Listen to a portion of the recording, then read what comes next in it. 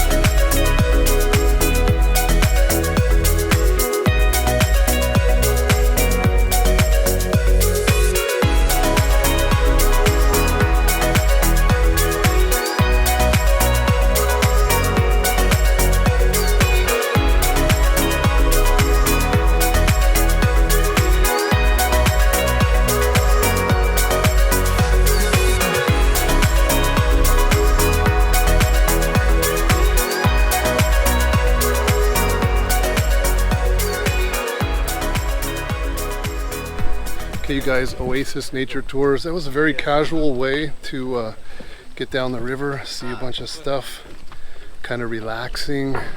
Not bad.